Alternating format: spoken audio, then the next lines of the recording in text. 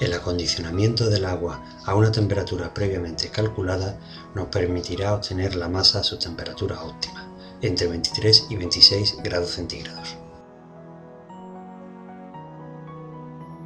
La característica diferencial de este tipo de pan es su altísima tasa de hidratación, en torno al 90% respecto de la cantidad de harina, como podemos ver en la fórmula sobreimpresa.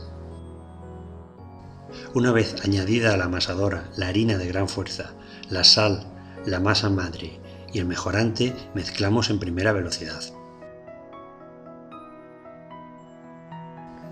En estos panes con tasas tan elevadas de hidratación, la etapa de amasado es fundamental si se quiere conseguir un pan de calidad, pudiendo llegar hasta los 50 minutos en función de las características de la harina y del tipo de amasadora usado.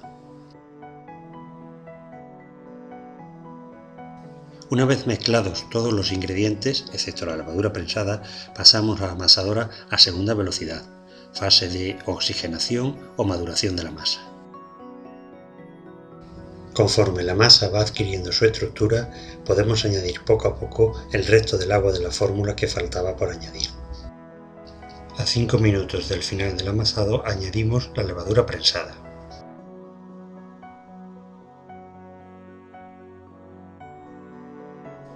Cuando la masa está en su punto óptimo, forma un solo cuerpo, se desprende fácilmente de las paredes de la amasadora y presenta una superficie lisa.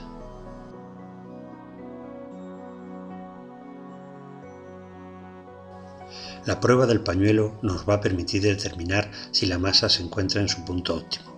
Para ello debe formar una fina película sin grumos que al desgarrarse forma un círculo de bordes regulares. La temperatura de la masa debe estar comprendida entre los 23 y los 26 grados centígrados. Espolvoreando un poco de harina se facilita el proceso de sacar la masa de la amasadora.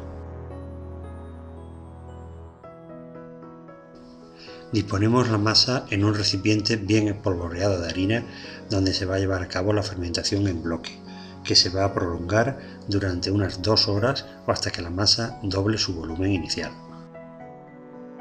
La fermentación en bloque se llevará a cabo en la cámara de fermentación controlada, con una temperatura de 25 grados centígrados y una humedad relativa del 75%. Una vez finalizada la fermentación en bloque, llevamos la masa sobre la mesa de trabajo bien enharinada y procedemos a la división manual de la misma. Elaboraremos piezas pequeñas de 400 gramos y piezas grandes de 1 kilo aproximadamente. Es importante espolvorear bien de harina tanto la masa como las superficies de trabajo, como por ejemplo la balanza, para evitar que la masa se adhiera a las mismas.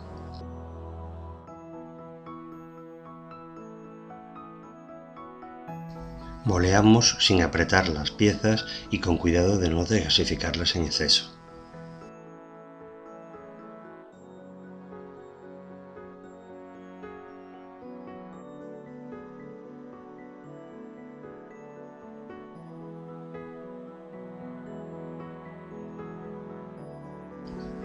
Entablamos en telas enharinadas si vamos a cocer en hornos de solera o en bandejas microperforadas planas si vamos a cocer en hornos de convección. Llevamos las piezas a la cámara de fermentación controlada, donde permanecerán durante unos 30 minutos a una temperatura de 27 grados centígrados y un 75% de humedad relativa. Una vez fermentadas las piezas, las disponemos sobre la mesa para su tallado, corte o greñado.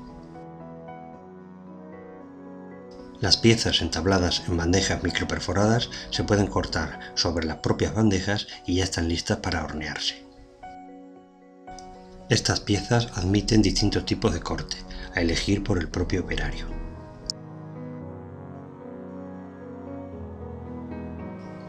En el horno de convección, a unos 200 grados centígrados de temperatura, las piezas permanecerán entre 45 minutos y 1 hora, dependiendo del tamaño de cada pieza. Una vez cocidas, las piezas se deshornean y se pueden quedar a enfriar en las propias bandejas microperforadas.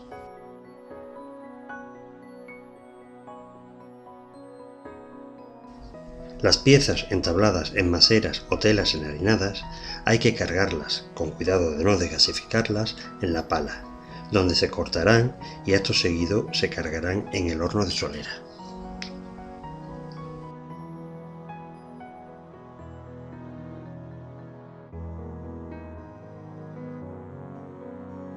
En el horno de solera se cuecen sin vapor a una temperatura de 200 grados centígrados y el tiempo será variable en función del tamaño de la pieza.